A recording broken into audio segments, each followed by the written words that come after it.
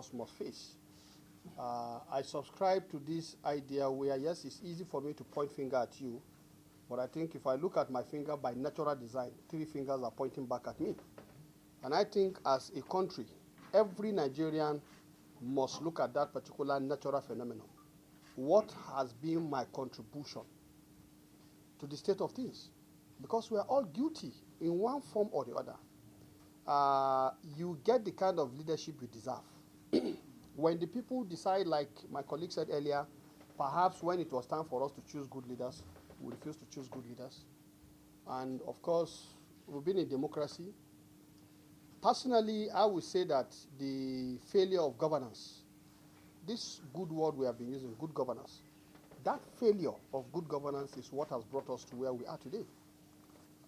We've had so many opportunities to mainstream good governance, to peer review ourselves, but at the end of the day, we are all loose. And if you look at it, perhaps it is right to say that it's perhaps even the federal government that is working. If you go to the states, you hardly see anything. The local governments are just in name. And we are pretending. I'm from a local area, and I'm very proud of my roots. But one thing I know for sure is that the first element of anything called governance that I'm aware of, that my eyes was open to, is local government. And those days, when you talk about health, the local governments are able to maintain health centers. When you talk about education, we all went to, if you check our CVs, everybody here is LGEA. Very few people went to Stella Maris, sorry to call, but those private schools. Majority of all of us here, all the current elites who are in leadership position, we went to local government education authority, LGEA, or local school management board, LSMB. That's what we went to. If you check everybody, level where people are in their societies and communities, there are governance structures that enable people to be able to address their day-to-day activities.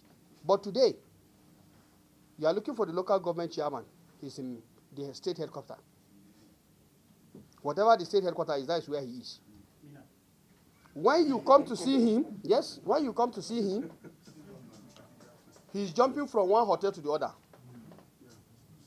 He's waiting for the little drop that will come from the aftermath of joint account meeting.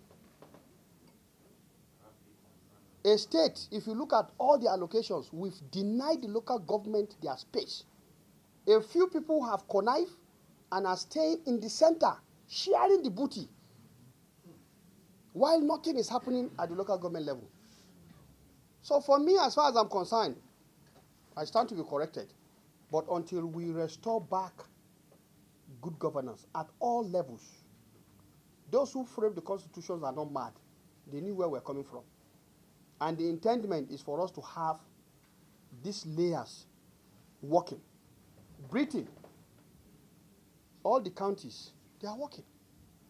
If you go to most of the southern, African countries, they have local government. South Africa, Zimbabwe, Kenya, all of them, they have counties, they have districts.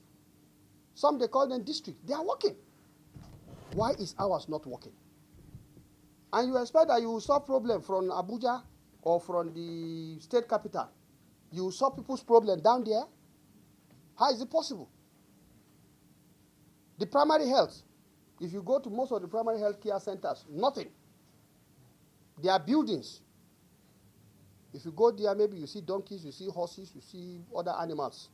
They've turned it into their own dwellings. So for me, the issues that he has talked about are very fundamental. I read a very robust report written by some group on rural banditry in northern Nigeria, and it's disturbing. Because what we are seeing today is the symptoms of something. By my training, when I see symptoms, I know there's a causative agent, something causing what I'm seeing. Are we ready to go back to that thing? That is where the question is. And I think together, even the media, you have your own role to play. I listened to quite a number of the media stations, and they are doing their best to highlight and spotlight some of these issues. But I think in taking the debate, we need to really get down to the root of the key issues Today, like we have said, the elite is like a gang up. When you talk, they will tell you there is no capacity. How can I have capacity when you've never allowed me to operate? Were you born with capacity? Who was born with capacity? Yes, you have something in you, your genetic makeup. But the environment nurtured you to be who you are. So where is the environment where we are nurturing what he has painted? Where is that environment where there is love and care? That's the issue. And you can't have it where you are too far from decision points. Even you as a father, if you spend 3 months without going to where your children are, if you go back there, they will, in fact, when you stretch your hand, the boy will do like this or the girl will do like this. She will even cry or he will cry. You have to remain there for 2-3 weeks or 2-3 days. Then the boy will begin, or the girl will say, hey, this one, we're looking at you. Maybe this is somebody I know. Then gradually, that person will accept. So the realities are very clear. And I think what we are doing is to spotlight some of these things. And I know, like my brother has painted out, Pikin will say, Mama no go sleep. Mama no go sleep. So the Nigerian elite, if we say we don't want the Nigerian citizens to have good life, I doubt if we also enjoy the same good life. So it's a very serious matter, and I subscribe to any action that we need to take to make sure that the right things are done. And I know we are trying our best, but the reality also is that our best is not yet good enough. So we still have more work to be done.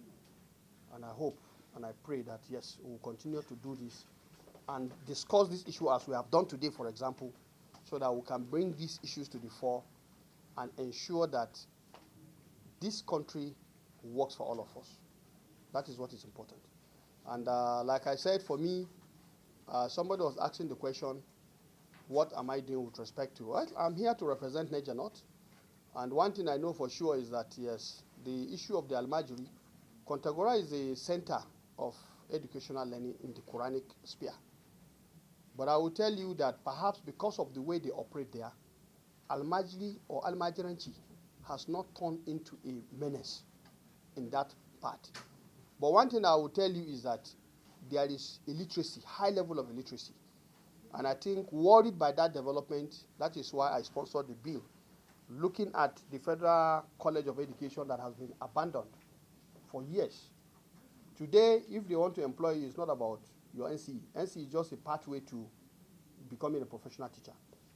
And so I have brought a bill to upgrade the Federal College of Education to a university so that you can have more professionals that will handle all the spheres of education. Because if you don't have teachers who are well qualified and grounded, then our educational system will continue to be moribund. And for me, it's a very important issue because that area, if you look at it, we are bonded by Kebbi State, Sokoto State, and even Zamfara State, where all of these crises are.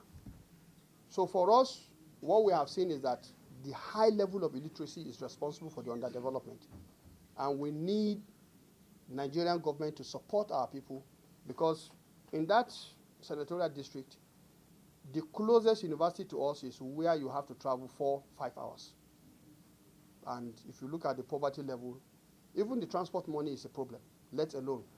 So if the education is brought closer to our people, that will help us to stem the tide of boys who become the classical picture that Henry Umaru described and end up as victims of tramadol and other substance abuse. So for us, we believe these are the little ways we can make our contributions. And it's my hope and prayer that if such institution is brought in that particular location, it will go a long way in helping to bring development to that area and therefore curbing the dangerous potential that we have seen now. Because we don't have to wait until it comes. Because we are neighboring the flashpoints, and we will not want to see that thing coming into our area. So thank you most sincerely for listening to us. And as we continue to report what we do to our citizens, please, the same questions that you ask us, we want you to be guided by the same principle. Take politics out of it. Bring humanity to it. And let's look at it that when these people come to strike, They will never remember that you are a journalist or a politician. For them, we're all the same. Thank you most sincerely.